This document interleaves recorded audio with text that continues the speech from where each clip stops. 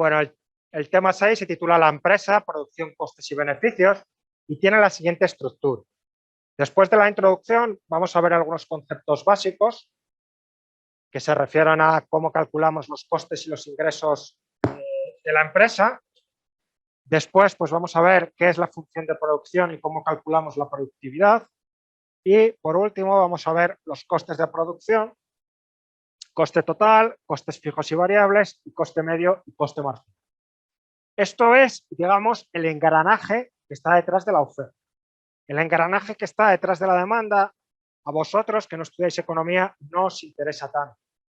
La demanda, decíamos que lo que reflejaba era la valoración de cada unidad adicional por parte del consumidor. Todo eso lo podemos formalizar y existe una teoría que se llama la teoría microeconómica de la elección del consumidor, donde lo que existe es una función de utilidad, que es una herramienta imaginaria que tienen los economistas para pensar acerca de cómo los consumidores toman sus decisiones.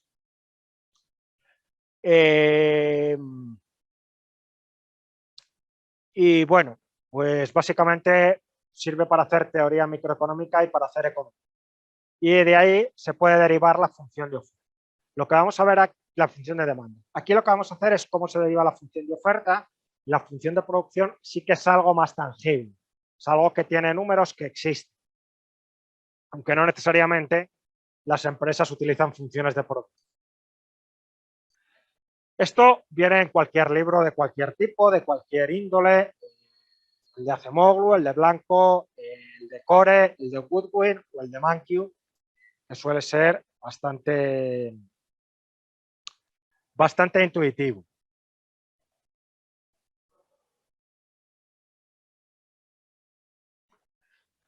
Bueno, en la introducción lo que tenemos que pensar en primer lugar es cuál es el objetivo que tienen las empresas.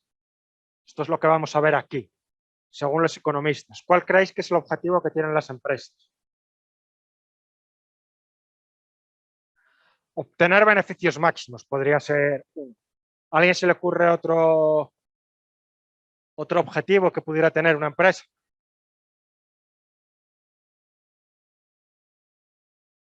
El crecimiento de la empresa. Sí, eso puede ser, sobre todo, no es ninguna cosa absurda, sobre todo cuando el que dirige la empresa no es el que pone el dinero. En las empresas el que la dirige pone el dinero, o no siempre. Decidme una empresa en el que, quien o quienes la dirijan no ponga el dinero. ¿La?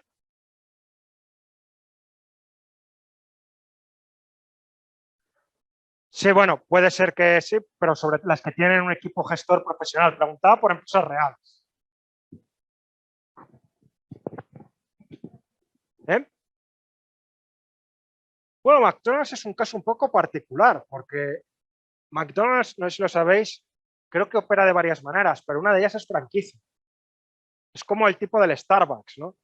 Y aquí yo me acuerdo que yo entro a los del PC y tal, y poco menos que querían quemar el Starbucks. El café del Starbucks es una puta mierda, hay que decirlo.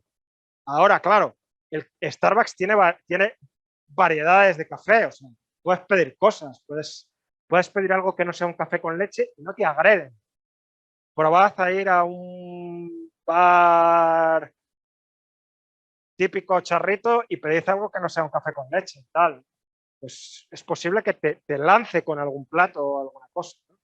Sí, quería un capuchino. O sea, saca allí el cuchillo. Entonces, y realmente el Starbucks, o sea, el tipo del Starbucks es un tipo que simplemente usa un poco la marca y cosas del Starbucks, pues algunas materias primas y demás, y que le paga a Starbucks una cantidad determinada. Luego, cualquier banco, por ejemplo. Cualquier banco, los gestores del banco no son los dueños del banco, los dueños son los accionistas. Entonces, perfectamente, como has dicho tú, el dueño del banco puede estar interesado en hacer el banco el megabanco súper grande. ¿Por qué? Bueno, pues porque eso le da el prestigio, entre otras cuestiones. Entre otras cuestiones. Sobre todo si no están los incentivos bien alineados, puede generar ese tipo de cuestiones. O en maximizar un beneficio a corto plazo a cambio de sacrificar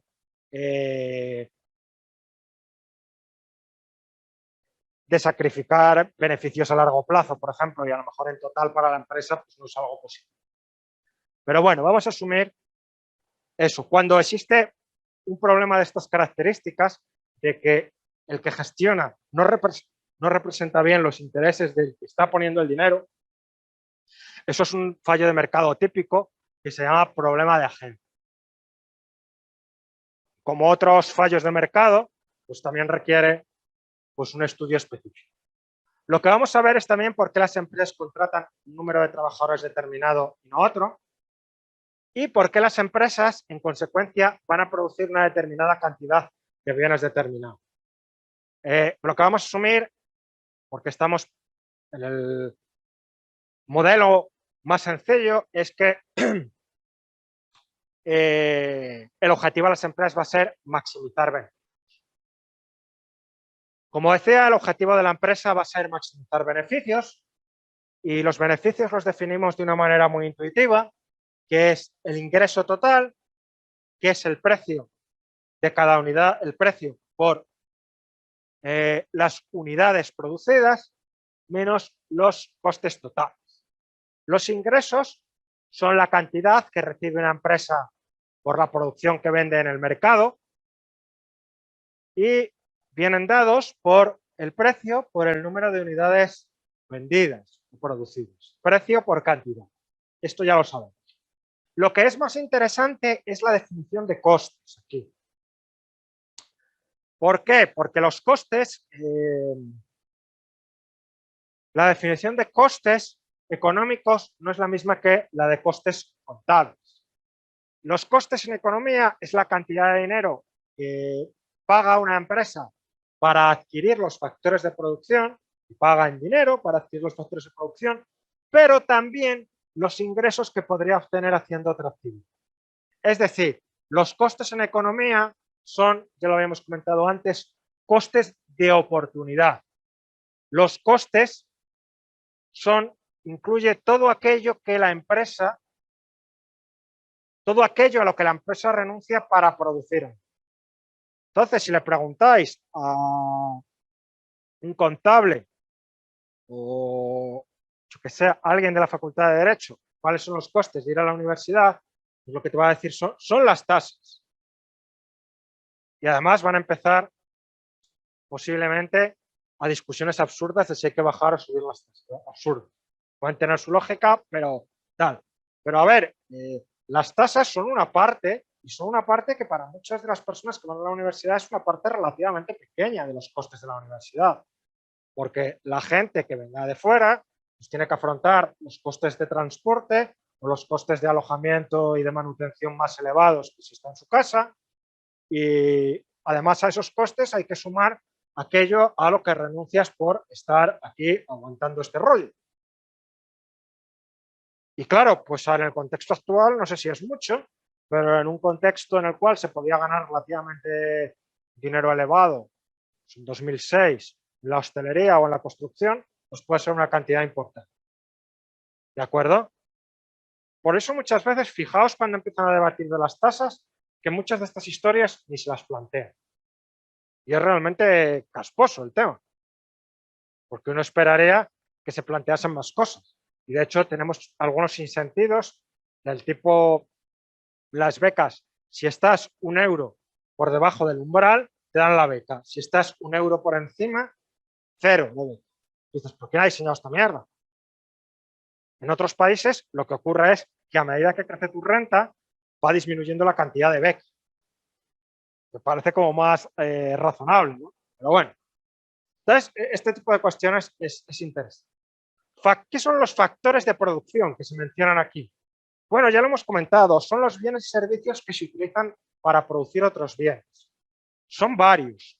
El primero es el factor trabajo, que lo solemos representar con una L, de labor en inglés. Mejor utilizar las letras que usan los manuales en inglés, en general, que son los manuales, y ya está. Y pues bueno, puede ser, dependiendo de lo que estemos hablando, del problema, el número de trabajadores o el número de horas trabajadas que contrata una empresa. ¿Cuál es el precio del factor trabajo? ¿Cuál es lo que paga la empresa por el factor trabajo? Bueno, pues por cada unidad paga el salario, que se marca con W. ¿De qué es la W? De wage, exacto, que es salario en inglés. Entonces, el coste del trabajo es simplemente W por L. Todo el mundo... Es una tontada esto, ¿no? Más interesante es el factor capital. Capital no es el dinero que tienes en tu casa. No es lo de la bolsa, mi cartera de inversión. Capital. Regala un producto financiero a tu pareja estas navidades. Yo siempre he pensado, ¿qué tipo de pervertido le puede regalar a alguien un producto financiero? Bueno, no, el capital no es eso. El capital son las máquinas. Bienes duraderos que se utilizan para producir otros bienes. ¿Qué capital hay aquí en clase? Pues bueno, ese ordenador, estas mesas, que son bienes duraderos, el edificio, eso es equipo capital.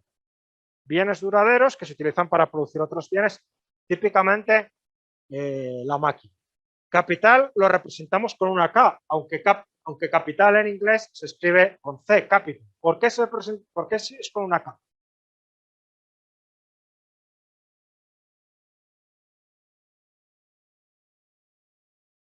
¿Eh?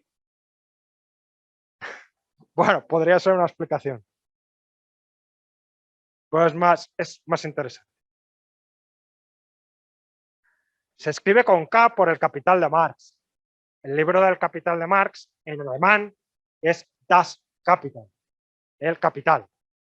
Es un libro que en general nadie ha leído, es un libro bastante difícil, pero es un libro que está bien que compremos para poner en casa, en la estantería, por supuesto en alemán, para impresionar a nuestras visitas. ¿De acuerdo? Para que no se olvide, la K es de Capital, el libro de Marx en inglés. El precio del capital es el tipo de interés. ¿Por qué es el tipo de interés? Que es el precio que se paga por el dinero prestado y aproximadamente también es el precio que nos pagan a nosotros por prestar el dinero y que tenemos que pagar por tomar dinero prestado. Bueno, pues porque la máquina la podemos vender en cualquier momento. Podemos introducir también en el modelo la depreciación, es decir, que la máquina pierde valor. Pero bueno, en el modelo más sencillo vamos a suponer que la máquina no pierde valor, que las mesas no pierden prácticamente valor y se pueden utilizar durante mucho tiempo. Entonces, el utilizar la mesa para producir, la producción supongamos de un año, no es lo que vale la mesa, sino que es a lo que renuncio por tener la mesa utilizándola en la producción. ¿A qué es a lo que renuncio? A lo que podría ganar si el dinero de la mesa lo prestase. ¿Se entiende la idea? Si la mesa me cuesta 100, el coste del capital no es 100, sino es lo que podría ganar si estos 100 los invirtiese. Si el tipo de interés que existe es, por ejemplo, el 10%, pues el coste de la mesa para producir sería el 10% de 100, 10. Entonces, el capital, su coste es el tipo de interés, porque es todo aquello a lo que renuncio por tener mi dinero inmovilizado en ese factor de producción. ¿Se entiende? ¿Por aquí adelante? ¿Sí? Vale. ¿Qué otros factores hay? Bueno, pues podemos tener también la tierra, sobre todo pues cuando la agricultura y demás pues eran mucho más importantes, pues eso es un factor fundamental. Otro tipo de materias primas, petróleo, no sé qué, etc. Bueno, aquí por simplicidad, nuestro mapa va a ser un mapa sencillo. Vamos a considerar trabajo en el corto plazo y a largo plazo capital y trabajo. Y en capital vamos a suponer que metemos todos los bienes que se producen. Hay una cosa así vieja, que si queréis, una controversia vieja, que si queréis os la comento. En economía había, sobre todo después de la guerra, había dos escuelas fundamentalmente. La economía después de la Segunda Guerra Mundial, el mainstream, o sea, la visión dominante de la economía era la visión keynesiana.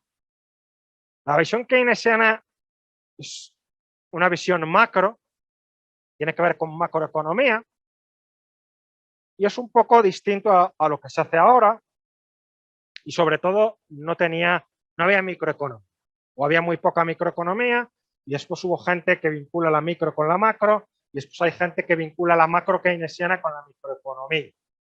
Son los neo-keynesianos y hay como distintas familias y no sé. Después hay otros que siguen en el 36, o el 39 o el 45. Por ahí siguen y da igual. Son post-keynesianos y normalmente siempre les puedes reconocer por algunas palabras que dicen. Igual que puedes reconocer, pues, yo qué sé, a Albert Rivera por gilipolleces que dice y tal, pues a otros pues les reconoces por algunas palabras que dicen los post-keynesianos. Una de ellas es demanda efectiva y sirve para explicar todo. El salario mínimo, no, el salario mínimo aumenta el empleo porque aumenta la demanda efectiva y como aumenta la demanda de la gente en la economía, pues se consume más y crece la economía y crece el empleo y todo. No creáis que el argumento tiene más elaboración. Suele ser tal. Y bueno, el caso es que por aquel entonces sí que era más interesante el debate porque había gente muy buena, digamos, en el lado de los keynesianos y empezaba la economía neoclásica, que era una economía mucho más matemática y con fundamentos micro, y esos eran los que utilizan las funciones de producción y utilizaban el constructo este del capital.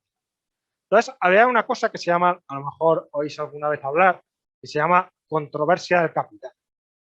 Y se llama también controversia de los Cambridge, porque digamos que los que discutían de un lado, los keynesianos estaban en el Cambridge de Reino Unido, y los que discutían del otro lado estaban en el Cambridge de Massachusetts, que coincide que están ahí Harvard y el Massachusetts Institute of Technology.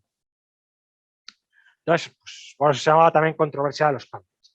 Entonces, estos de los del Cambridge americano, pues utilizaban un poco estas historias que os voy a contar ahora. Los del otro Cambridge, que algunos, pues, aunque no eran marxistas, pero simpatizaban políticamente con el marxismo, porque la economía marxista es otra cosa ya distinta, pues les criticaban a los otros y demás, y después, bueno, pues sobre todo lo que criticaban decían, bueno, los modelos que vosotros hacéis, decían los que estaban en el Cambridge británico a los otros, estás metiendo todo el capital aquí, en una K, y ahí estás sumando los ordenadores con las mesas y con otras cosas. ¿Y tú cómo lo sumas? Esa es la pregunta. Y la pregunta es, ¿lo sumo con el tipo de interés? Y lo que decían los británicos. Esto, digamos que la discusión era de alto nivel matemático por ambos lados. La historia era, ya, pero es que para sumarlos usas el tipo de interés, pero el tipo de interés es el resultado del modelo. Tu razonamiento es circular. Y era un poco un debate sobre el sexo de los ángeles. Y bueno, pues el debate más o menos acaba cuando uno de los del Cambridge americano le dice a uno de los del Cambridge británico, Samuelson, a Pasinetti vive todavía, Samuelson se murió hace poco, le dice, pues sí, tienes razón. Y lo he hecho mal. Y los del Cambridge americano siguen utilizando exactamente igual porque dicen que es útil para hacer modelos y para comprender la economía. Problema, entre comillas, que tiene la parte del Cambridge británico, que aún así tenían razón, y hay un tipo tremendamente peculiar del lado del Cambridge británico que, que trabajaba en ello, es que era un programa, entre comillas, de investigación absolutamente destructivo, en el sentido de que no construía nada, solo decía que lo otro pues no funcionaba, o que no estaba bien fundamentado, lo cual era verdad, pero estaba totalmente atrancado. Y esto me lo ha dicho a mí una persona que hizo la tesis de esto. Un catedrático que hizo la tesis de eso y pues se quedó, o sea, no había sitio por donde seguir investigando, ¿no? El tipo que hizo eso, de hecho le hizo la tesis de eso, es un tipo que se llama Piero Sraffa, que es un economista que no es tan conocido como los anteriores. Todos estos solían ser discípulos unos de otros. Entonces estaba Keynes, que era discípulo de Marshall, aunque Marshall era más bien de los o inspirador de estos, y estaba Keynes, que es el que empieza con los temas estos de la demanda agregada, y discípulo de Keynes, a lo mejor os suena Joan Robinson, mujer, de las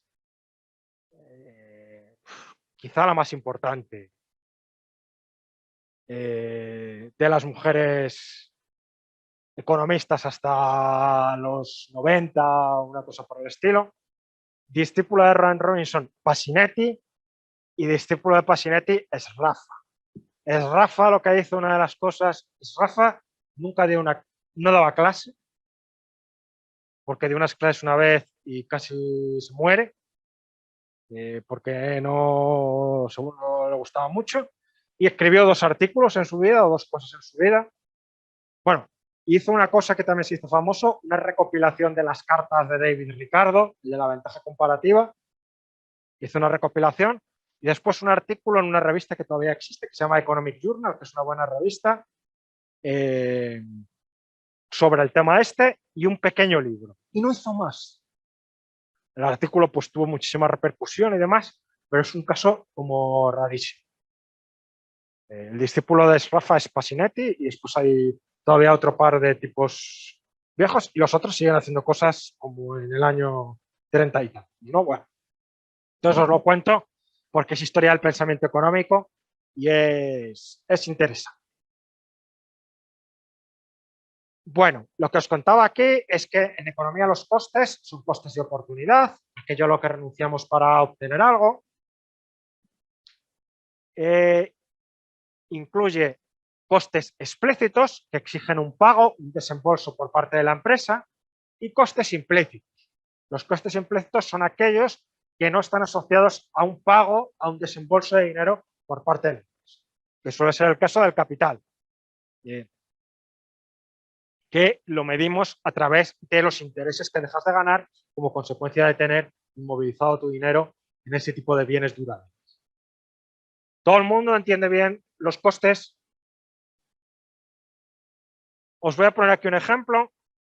Manolo es economista y podría ganar trabajando en un banco 1.000 euros al mes, por ejemplo. Entonces,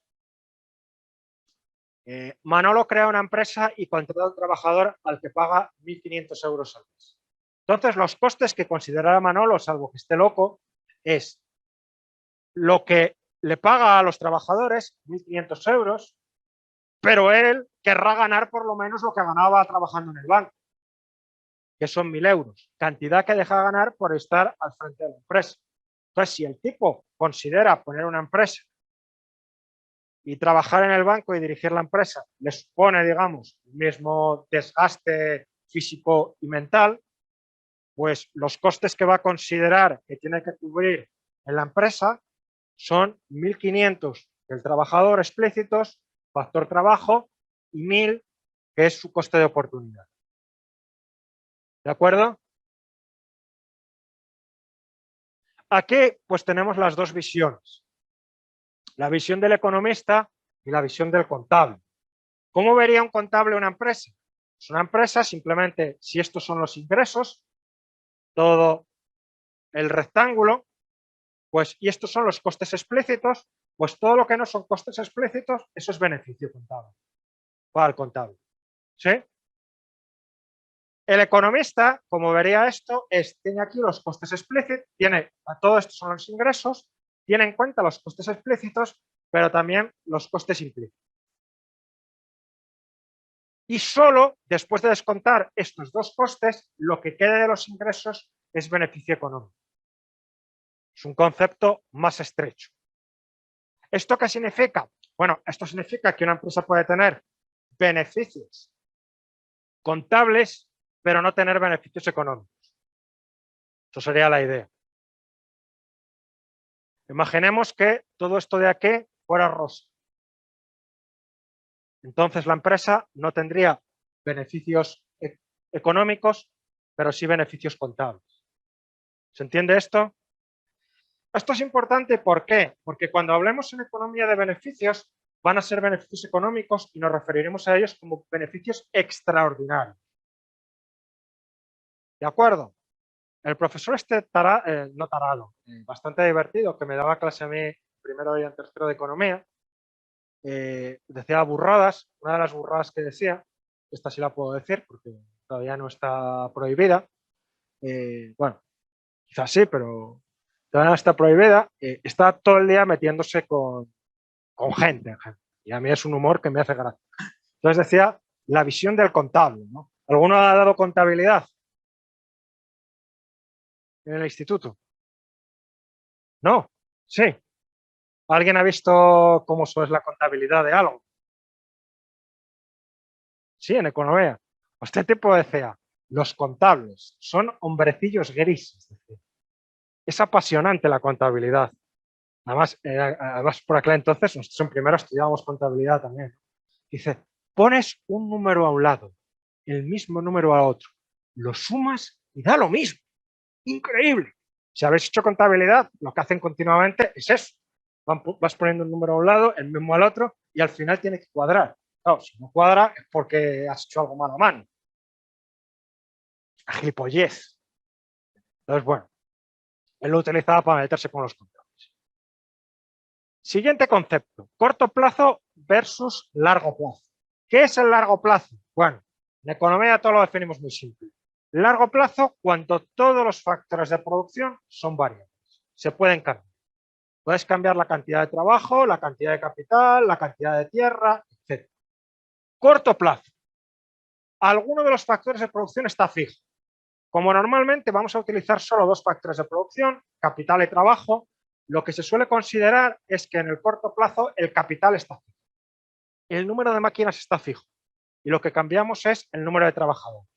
Eso es lo que va a explicar que como el número de máquinas esté fijo, al incrementar el número de trabajadores, cada trabajador produzca, añada la producción cada vez menos y entonces producir cada unidad del bien nos cuesta cada vez más. Y por eso la oferta en el corto plazo es creciente. Esto ya os lo he contado, pero digamos que en este tema lo vemos con un poco más de profundidad. ¿Sí? Punto 3. La función de producción y la productividad.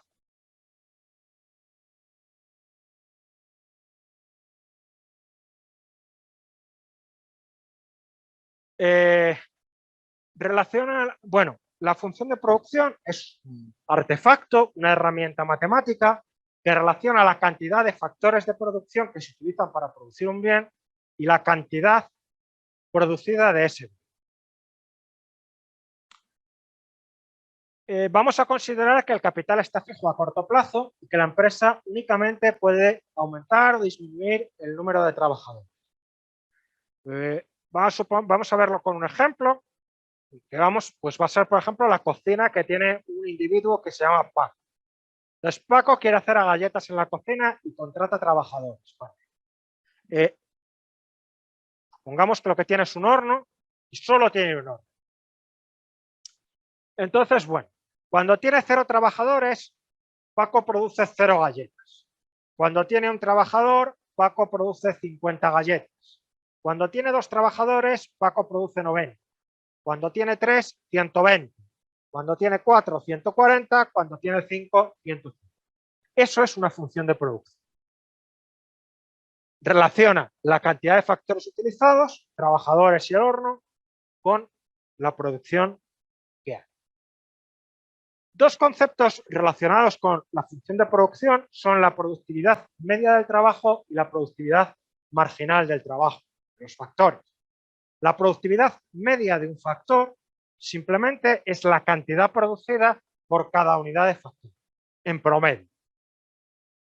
Entonces, si queremos calcular la productividad media del trabajo, simplemente es la cantidad del bien producida por unidad de trabajo, por trabajador. Muy sencillo de calcular. Simplemente será productividad media del trabajo, la cantidad de bienes producida dividido el número de trabajadores. Si la cantidad la llamamos Q y los trabajadores L, Q dividido L. Entonces, en el ejemplo de Paco, si nos ponemos en este punto, cuando tiene 4 trabajadores produce 140 galletas, y en este punto, ¿cuál es la productividad media del trabajo? Pues simplemente es el número de galletas dividido el número de trabajadores, 35 galletas por trabajador. Cuando hablan de la productividad en la tele, normalmente por trabajador, normalmente es productividad media. Y esto sí se puede medir. En España, por ejemplo, PIB dividido trabajadores, eso es algo que se puede encontrar. El Instituto Nacional de Estadística.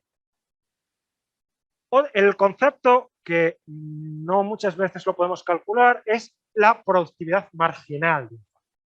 Y eso es el incremento de la producción como consecuencia de por unidad adicional de factor. Entonces, si queremos calcular, por ejemplo, la productividad marginal del trabajo, simplemente será el incremento de la producción por trabajador adicional. Lo calculamos de una manera obvia. Vemos cuánto ha cambiado la producción al incrementarse el número de trabajadores y dividimos dicho incremento de la producción entre la variación del número de trabajadores. Si aumenta la producción en 20 cuando los trabajadores aumentan en 2, entonces 20 dividido 2, la productividad marginal es 10. Si van aumentando de uno en uno, pues es más fácil, porque lo podemos ver en la tabla. Si al aumentar un trabajador la producción aumenta en 15, la productividad marginal es 15. Incremento de la producción dividido incremento en el número de trabajadores. Si nos vamos al ejemplo anterior y nos piden la productividad marginal al pasar de 3 a 4, pues es muy sencillo, porque lo que ocurre es que al pasar de 3 a 4 trabajadores, la producción pasa de 140 a 120.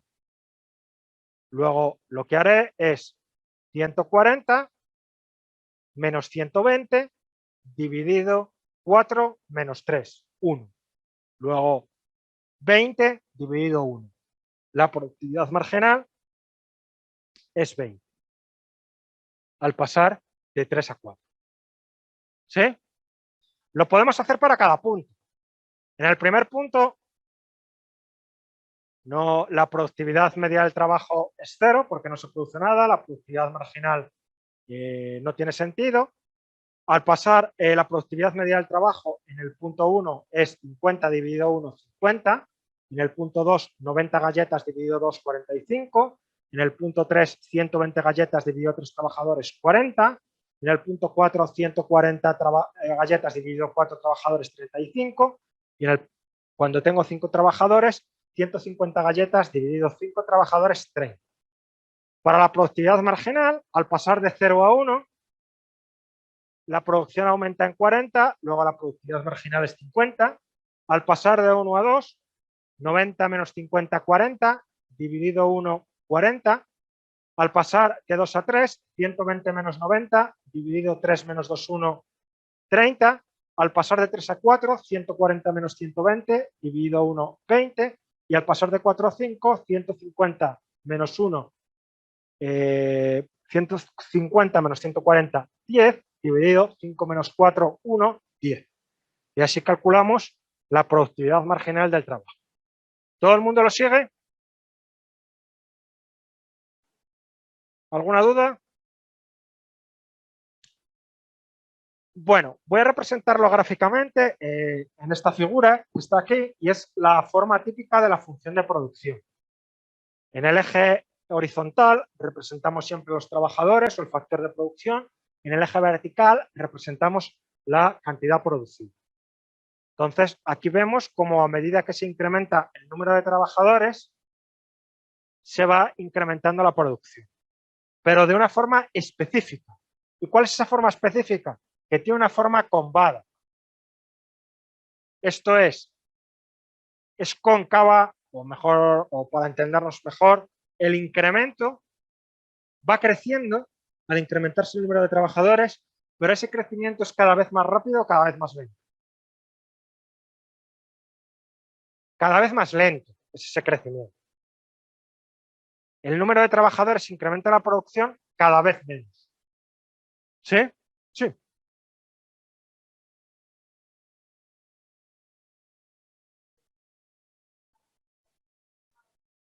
Sí, podría llegar, podría llegar. Pero vamos, esto lo tienen que dar. Pero sí, claro, podría llegar.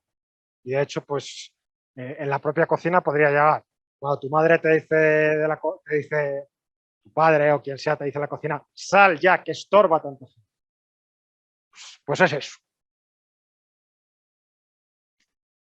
Bueno, cosas para tener en cuenta de aquí.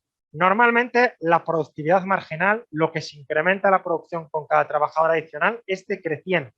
Es decir, la producción va creciendo, pero cada vez más despacio con el número de trabajadores.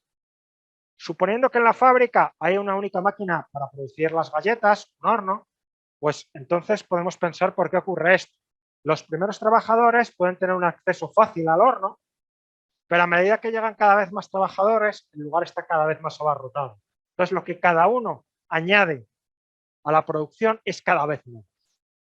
¿Por qué ocurre esto? Acordémonos, las máquinas están fijas. Esa es la clave. Este loco que me da mi clase, para entender también por qué ocurría esto, decía, esto se llama rendimientos decrecientes de los factores, y decía que si no hubiera rendimientos decrecientes de los factores, es otra cosa que dicen los keynesianos, que los rendimientos son constantes, si no hubiera rendimientos decrecientes, pues entonces tú tendrías una maceta, la maceta pues, tiene un factor fijo que es la tierra que hay en la maceta, y puedes tener un factor variable que es el agua. Si no hubiese rendimientos decrecientes y fueran constantes, pues tú te pondrías a echar agua allí, y cuanta más agua eches, más, imaginaos, una planta de arroz. Cada vez se incrementa más el arroz que da la maceta. Dice él, bueno, pues entonces con una maceta puedo cultivar arroz para toda China. No parece razonable eso, ¿no? Entonces, en la mayor parte de actividades, lo que parece razonable es que existan estos rendimientos decrecientes del trabajo. Esto es importante, aunque sirve para la interpretación gráfica. Vosotros mismos intuitivamente ya lo estáis viendo. La productividad marginal es la pendiente que hay en cada punto. ¿Cómo calculamos la pendiente en una recta o en una función? Pues es el incremento del eje Y dividido lo que se incrementa el eje X. Es decir, cuánto se incrementa la variable que está en el eje vertical cuando se incrementa la variable que el eje horizontal. Entonces, si lo aplicamos aquí, podemos ver que la pendiente al ir pasando en cada punto es exactamente la productividad marginal. Es decir, la productividad marginal al pasar de 0 a 1 es el incremento de la cantidad, esto de aquí, dividido el incremento del número de trabajadores. ¿Y qué es eso? Pues la pendiente que hay en este punto. En este punto, pues es 50 dividido 1, 40 dividido 1, 30 dividido 1, 20 dividido 1, 10 dividido 1. Esa es la pendiente. Esto también se podría hacer, pero no lo hacemos así porque para vosotros que no sois economistas no tiene sentido, con incrementos muy, muy, muy pequeños. No necesariamente de uno en uno, sino incluso todavía más pequeños. ¿Alguien sabe cuál es, qué concepto estaría asociado a incrementos infinitesimales? La pendiente de una función cuando el incremento es muy pequeño.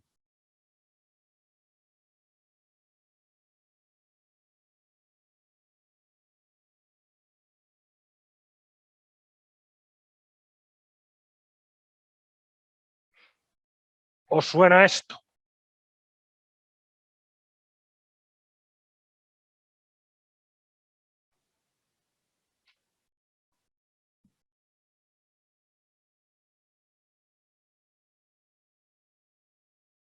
¿O esto?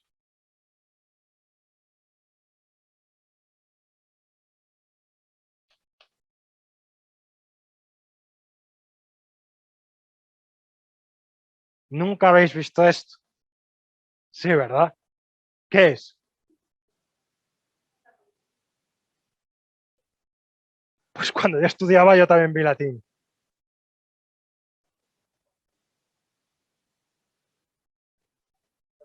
Sí, esto es un límite normal.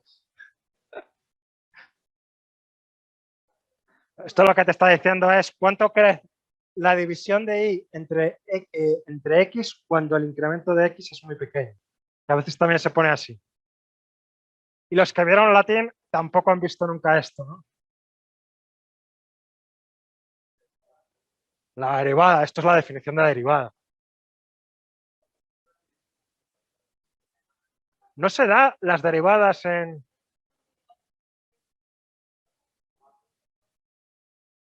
Y esto lo dabais.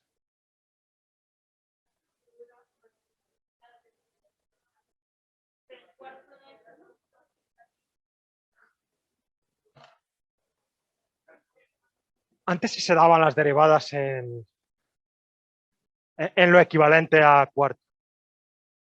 Pues ahora debe ser que no. Bueno, da igual, porque no lo necesitamos. Tú esto lo entiendes, ¿no? Pues eso, olvídate.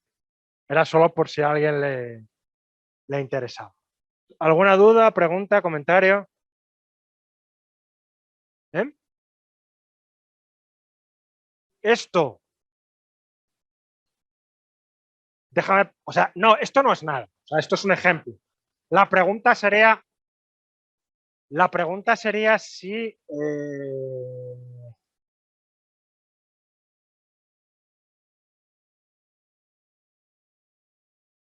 la pregunta sería si una logarítmica tiene este tipo de forma. Y la respuesta es sí. De hecho, las funciones que suelen coger los economistas, una de ellas suele ser este tipo de funciones. Logarítmicas o exponenciales sencillas o demás. Porque como se supone que esto es un mapa, que no es lo que usa un tipo de una empresa para producir, pero bueno, o sea, lo que nos interesa es la forma. Ya está. Bueno, pasamos a los costes de la empresa. Veremos un par de conceptos y os soltaré. El coste total. Bueno, el coste total relaciona la cantidad producida con el coste total de esa producción. Vamos a utilizar el ejemplo anterior de la fábrica de galletas para ver cómo se hace. La lógica es fácil, que ya la hemos visto varias veces, la hemos contado varias veces a lo largo del curso. Cuando se producen muchas galletas hay que utilizar muchos trabajadores. Cuando se utilizan más trabajadores, como la cocina está llena de gente, cada nuevo trabajador contribuye cada vez menos a la producción. Por tanto, cada galleta, como a cada trabajador hay que pagarle lo mismo, va a tener un coste cada vez mayor. Y los costes van a aumentar cada vez más rápido. El coste de cada galleta adicional. Tiene sentido esto, ¿no? Y esto es lo que va a estar detrás de la curva de oferta. Vamos a ver de dónde sale exactamente la curva de oferta. Aquí simplemente me he traído el número de trabajadores, la producción, la productividad marginal del trabajo, la productividad media del trabajo, que ya lo teníamos, y aquí añadimos el coste de la cocina, que vamos a suponer que es de 30. Como estamos en el corto plazo, hay un factor que es fijo, que va a ser la cocina, y que tiene un coste de 30 y que obviamente pues, el coste es el mismo, produzcas o no, produzcas poco, produzcas mucho. Y el coste de los trabajadores es fácil si suponemos que a los trabajadores pues le pagamos, por ejemplo, a cada uno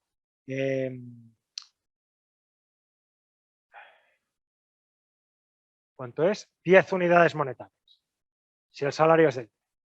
Entonces, si tengo 0 trabajadores, el coste total pues va a ser 30 más 10 por 0, 30. Si tengo un trabajador, los costes van a ser un trabajador por 10, ese salario, 10, más 30, 40. Si tengo dos trabajadores, 2 por 10, 20, 30 más 20, 50. Si tengo tres trabajadores, 30 de la cocina y 30 de trabajadores, 60. Si tengo 4, 30 de la cocina más 40 de trabajadores, 70. Si tengo 5, 50 de trabajadores, 30 de la cocina, 80. Entonces, puedo dibujar la función de costes. Y esta es la típica forma de una función de costes. Si tenemos la función de producción, que es de forma combada o cóncava, quiere decir que la producción crece cada vez más despacio. Lo que tenemos es que los costes también son crecientes con la producción. Cuanto más produzco, mayor es el coste. Pero por el mismo motivo que antes, es decir, que la producción crece cada vez más despacio con cada trabajador, el crecimiento de los costes con la producción es cada vez más rápido. ¿Se entiende la idea? Y aquí lo veis, como la forma es convexa, que se llama. Si tuviéramos una recta, es que crece siempre a la misma velocidad. Si tenemos esta forma, es que crece cada vez más despacio. Si tenemos esta forma, es que crece cada vez más deprisa. Vamos ahora a pasar a un ejemplo un poquito más complicado, pero poco. La única particularidad que va a haber aquí es que aparecen los rendimientos decrecientes, pero no aparecen desde el principio. Aparecen solo cuando alcanzas un determinado número de unidades. Pensad de nuevo en la cocina o lo que sea. A lo mejor no aparecen los rendimientos decrecientes al principio del todo, sino que cuando hay pocos trabajadores, al aumentar el número de trabajadores, permite distribuirse mejor las tareas y la producción aumenta cada vez más rápido. Eso sí, va a llegar un punto en el cual, si el número de máquinas está fijo, la producción crezca cada vez más despacio. Entonces, simplemente vamos a presentar una función de costes un poco más compleja y que va a tener dos partes. Una primera parte en la cual la producción crece cada vez más rápido, pero va a llegar a un sitio en el cual pues, la producción crece cada vez más despacio. Vamos a pensar en la cafetería de Juan. Decide montar una cafetería y necesita alquilar el local y comprar una máquina y después café, leche, azúcar, vasos y contratar trabajadores. Y vamos a suponer que los costes vienen dados por la siguiente tabla. Aquí tenemos la cantidad de café por hora y aquí tenemos el coste total resultado de sumar todos los costes. Y el coste tiene dos partes, el coste fijo y el coste variable.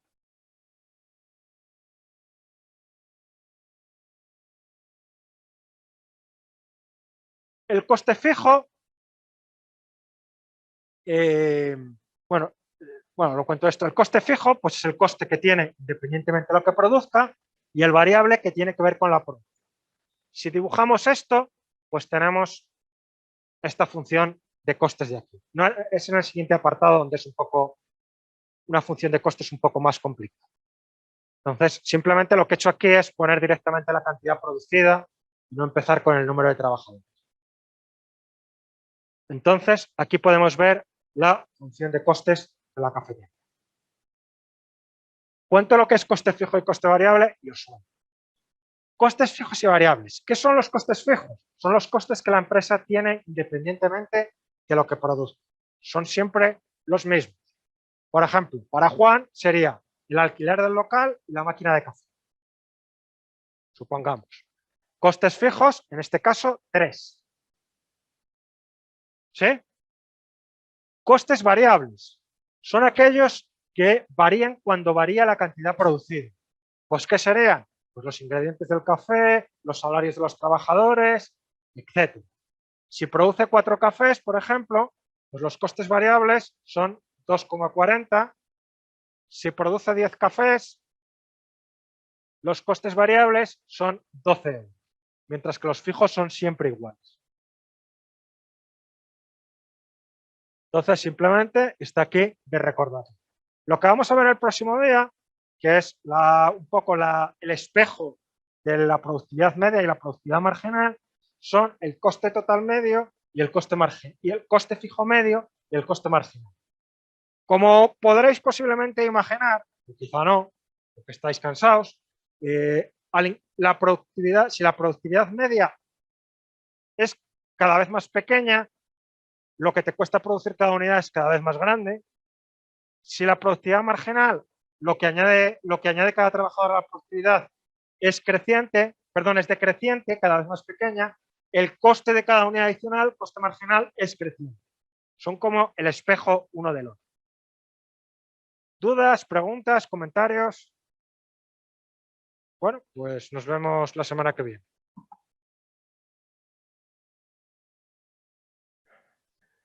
Si no recuerdo mal, nos habíamos quedado por aquí viendo la diferencia entre costes fijos y costes variables.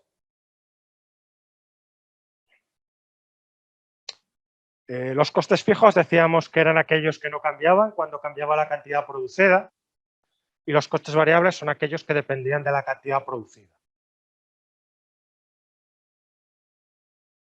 Entonces, pues os había puesto este ejemplo, en el cual pues aquí tenemos la cantidad de café, aquí tenemos el coste fijo y aquí tenemos el coste variable. El coste total simplemente es la suma de los dos. Entonces, os comentaba que podemos calcular, podemos tener en cuenta varios conceptos relacionados con el coste. El primero de ellos es el coste medio, que simplemente es el coste total dividido la cantidad de unidades. Por ejemplo, para 10 cafés, el coste total es 15, entonces el coste medio es 15 dividido 10, 1,5 euros por café. El siguiente concepto, que es bastante, bueno,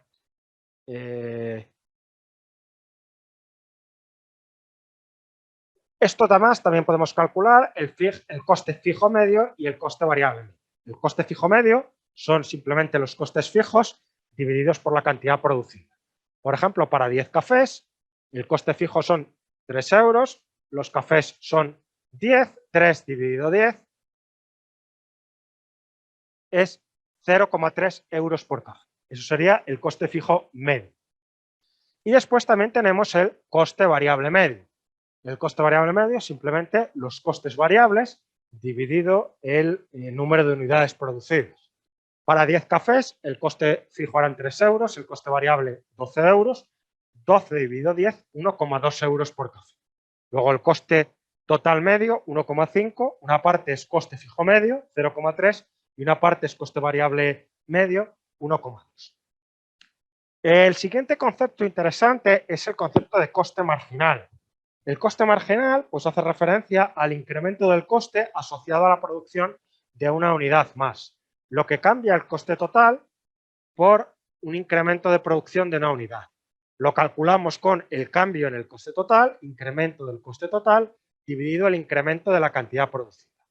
Por ejemplo, cuando en este establecimiento se pasa de producir de 2 a 3 cafés, el coste total pasa de 3,80 a 4,50. Es decir, calcularemos 4,50 menos 3,80 dividido 3 menos 2. 4,50 menos 3,80 dividido 3 menos 2, 0,70 euros por café. Lo que nos dice eso es que al pasar de 2 a 3 cafés, lo que cuesta producir un café adicional es 0,70 euros. Y eso va a ser bastante importante porque el coste marginal va a ser una de las cosas que tenga en cuenta la empresa para decidir si produce más o no. La otra cosa va a ser lo que ingresa por producir. Por un lado lo que le cuesta, por otra parte lo que ingresa por producir. Aquí lo que he hecho simplemente es calcular todos estos conceptos a partir de la tabla anterior. Teníamos la cantidad, el coste total, el coste fijo y el coste variable.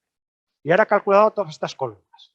El coste fijo medio, muy fácil, simplemente coste fijo dividido la cantidad de café. Coste fijo siempre es 3, 3 entre 0 no existe, es infinito. 3 entre 1, 3, 3 entre 2, 1,5, 3 entre 3, 1, 3 entre 4, 0,75, tienes entre 5, 0,60, etc. Como veis, el coste fijo medio se va haciendo cada vez más pequeño. Y esto es lógico, porque lo que ocurre es que un coste que es fijo lo divido cada vez entre un número de unidades cada vez mayor.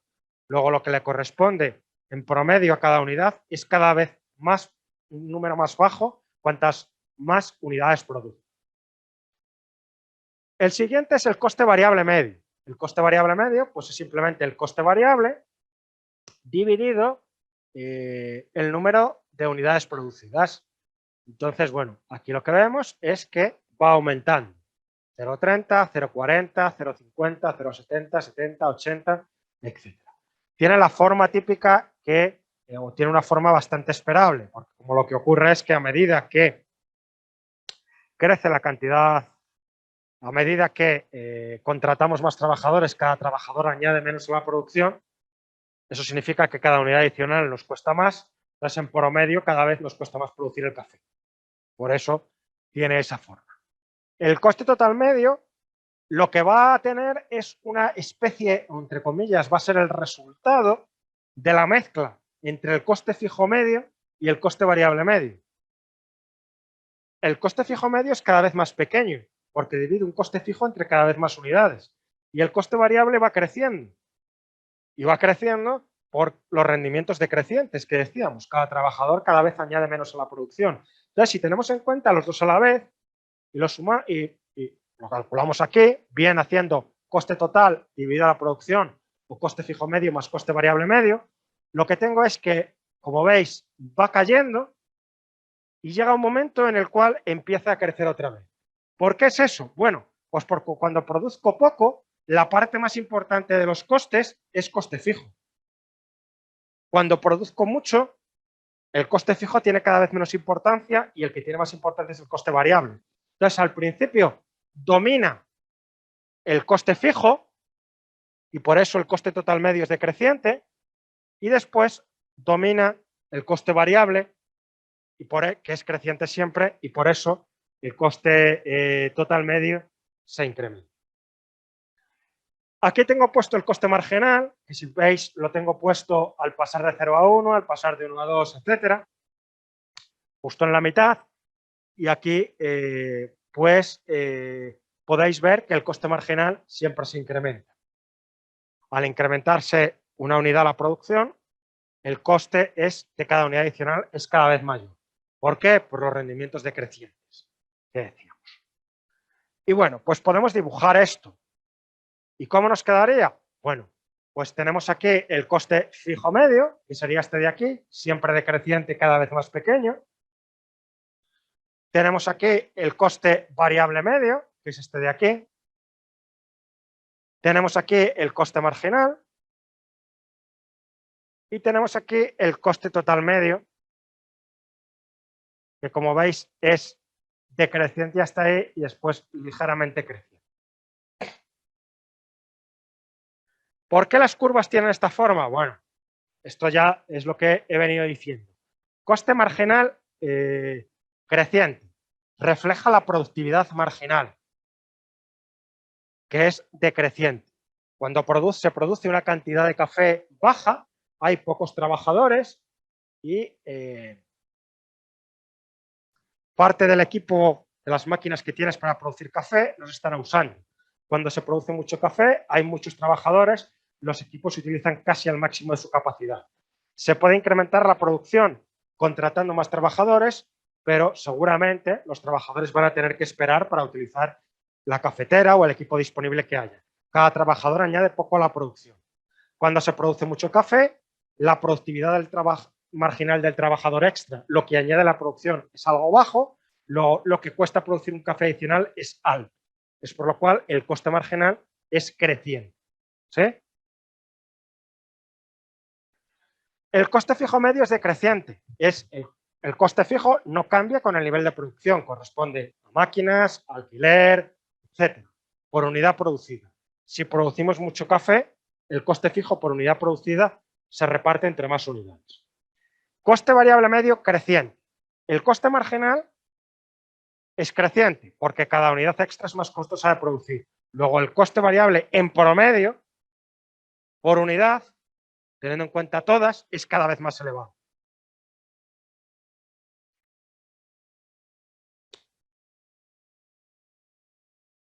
Esto es más interesante. El coste total medio tiene forma de U. El coste total medio es la suma del coste fijo medio y del coste variable medio. Al principio, el coste total medio es muy alto porque el coste fijo medio es muy alto, se reparte entre muy pocas unidades. Y el coste variable medio es muy bajo porque apenas produzco. Sin embargo, cuando produzco más, el coste fijo medio se reparte entre más unidades, cae muy rápidamente y hace que el coste total medio disminuya.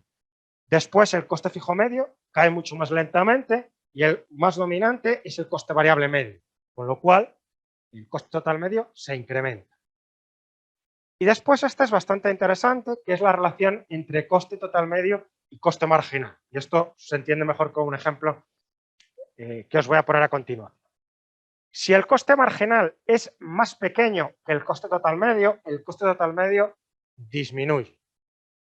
Lo que nos está diciendo esto es que si el coste de producir una unidad adicional es más pequeño que el coste de producir cada unidad, el coste de producir cada unidad está disminuyendo.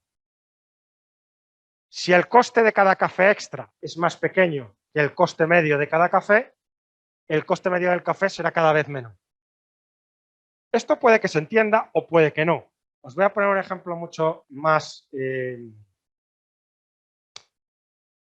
claro. Imaginemos que tenemos aquí la clase y la clase tiene una altura media determinada.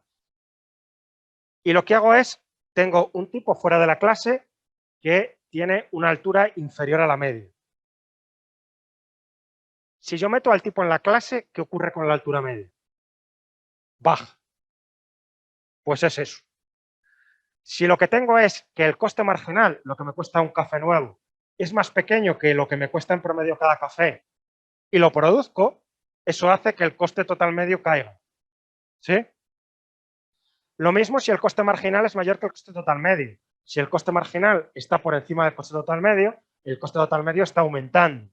El coste de cada café extra es superior al coste medio de cada café. Luego el coste medio de cada café se incrementa. Si meto a una persona en clase que tiene una altura superior al promedio, el promedio se incrementa de altura. Si el coste marginal es inferior al coste medio, al producir más, el coste medio disminuye. Bueno, esto es lo que os decía, pero bueno, puesto así en Barrio Sésamo, el coste medio, imaginemos que es 1,50, un café extra supone 0,70, luego si produce más, el coste medio va a caer. Si el coste marginal está por encima del coste medio, significa que el coste medio crece si produzco más. Si el coste medio de producir un café es 1,43 y un café extra es 1,90, si produzco más, el coste medio se incrementa. Y esto es como consecuencia del anterior. La relación entre coste total medio y coste marginal. El coste marginal es igual al coste total medio o lo corta en su punto más bajo. Y esto es por las razones anteriores. Porque si lo que tenemos es que si el coste medio está por debajo,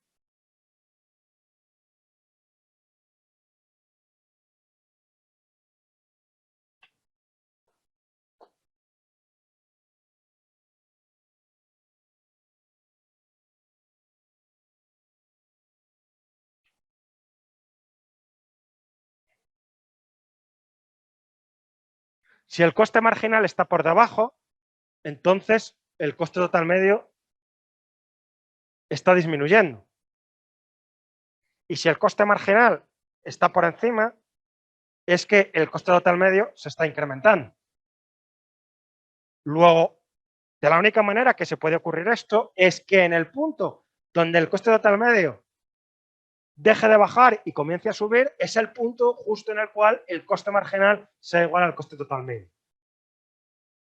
¿Se sigue?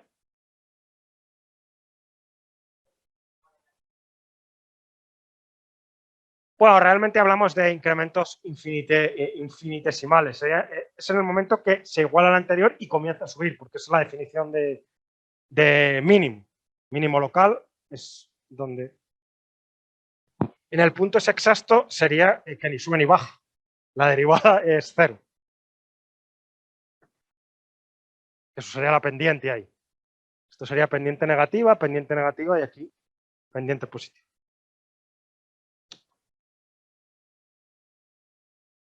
En la práctica es un poco más complejo, pero no mucho más. ¿Por qué? Bueno, lo que hemos dicho es que el coste marginal es creciente. Lo que puede ocurrir en las empresas es que es creciente, pero a lo mejor al principio es decreciente. Cuando hay muy pocos trabajadores o hay muy poca producción, es decreciente. ¿Por qué? Bueno, pues que al principio a lo mejor los trabajadores pueden repartirse tareas y puede que la productividad marginal sea creciente. Lo que decimos vulgarmente de que los trabajadores estorban, pues no te pasa cuando pasas de 1 a 2 trabajadores o de 2 a 3, sino que te pasa cuando ya llevas cierto número de trabajadores incorporados. Entonces, digamos que eso va a aparecer más tarde. Pero sí que después, posteriormente, va a llegar un momento en el cual los trabajadores, cada uno añade cada vez menos a la producción, productividad marginal decreciente y el coste marginal se hace crecer. Entonces, lo que va a ocurrir es que el coste marginal va a ser un poquitín más complicado, no va a ser directamente creciente, sino que al principio va a ser decreciente. Y lo mismo va a pasar con el coste variable medio. Por las mismas razones que antes, coste variable medio va a tener forma de U y coste marginal va a acortar al coste variable medio en su mínimo. Va a ser una cosa así. Esto va a ser el coste marginal y esto va a ser el coste variable medio. Un poco mejor dibujado. Y entonces digamos que esto sería una estructura un poco más realista. Aquí tenemos el coste fijo medio, que es como lo teníamos, y aquí lo que tendríamos es el coste marginal. Aquí tendríamos que es una primera fase en la cual hay muy pocos trabajadores y muy poca producción, en la cual lo que tenemos es que cada unidad nos sale cada vez más barata porque cada trabajador produce más, pero obviamente eso solo ocurre durante un tiempo muy limitado, durante una producción muy limitada. Y va a llegar un momento en el cual esto comienza a incrementarse.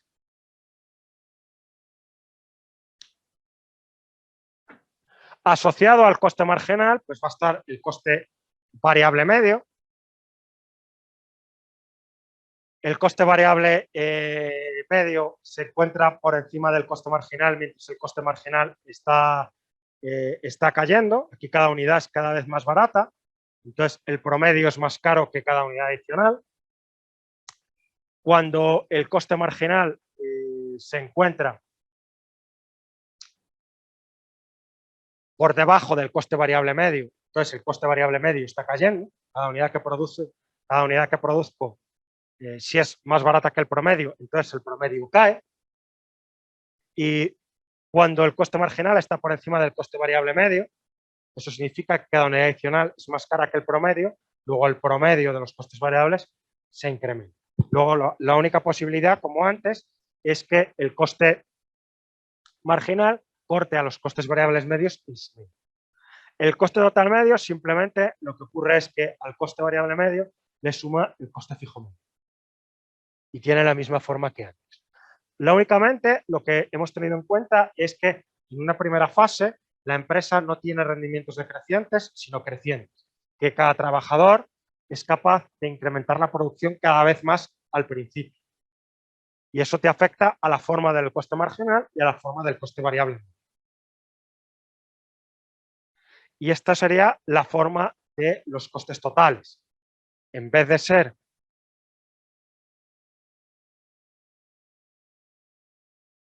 así, que crece siempre el coste cada vez más rápido, pues si tienes esa primera fase de rendimientos decrecientes, lo que tienes es que en una primera fase va creciendo, pero cada vez más despacio, hasta que se llega al punto ese que os comentaba, donde ya cada trabajador te añade cada vez menos a la producción y entonces vas a crecer cada vez más rápidamente.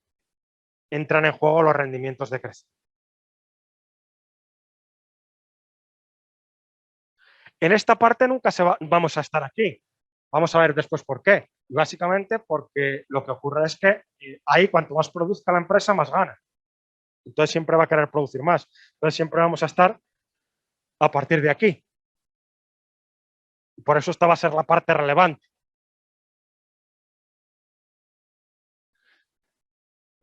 como os decía, nos vamos a fijar únicamente en la parte creciente del coste marginal, porque en la parte creciente siempre va a haber incentivos a producir más, porque disminuye el coste de cada unidad adicional, por lo que en competencia perfecta siempre vas a poder ganar más si produces más. Imaginemos que estemos en competencia perfecta. En competencia perfecta significa que el precio está dado. Yo tengo naranjas y voy a vender las naranjas. Pues yo produzco naranjas y voy a vender las naranjas. Y las naranjas tienen un precio determinado, de 50 céntimos. Y a ese precio, como yo soy muy pequeño en relación al mercado, puedo producir todas las que quiero. Entonces la historia es, yo ahora mismo estoy produciendo a un precio determinado. Y supongamos que el coste de producir una naranja adicional es de 30. ¿Debo producirla si el precio es de 50? Pues sí. Y si me baja todavía más el coste marginal y a la siguiente naranja el coste de producirla es de 20, ¿debo producirla? Pues sí, seguro.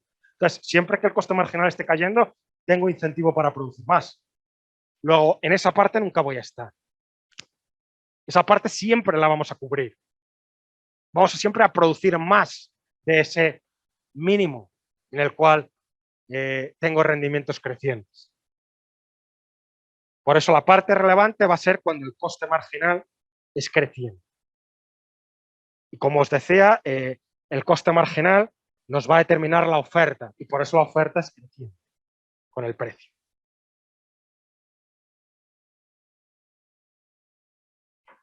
Bueno, y con esto lo dejaremos y pasaríamos el próximo día al tema 7, en el cual digamos que completaríamos el tema de los mercados competitivos. Asociado a eso habrá una hoja de ejercicios, después veremos los dos últimos temas, pero los dos últimos temas de la competencia imperfecta y de las externalidades y los bienes públicos, ahí no habrá ejercicios porque son un poco más complicados. ¿Dudas, preguntas, comentarios? No tienen por qué ser hoy. A ver, algunos de los conceptos a veces no son tan fáciles, pero bueno, preguntadme porque para eso estoy y me pago. Nada más. Bueno, pues nos vemos la semana que viene.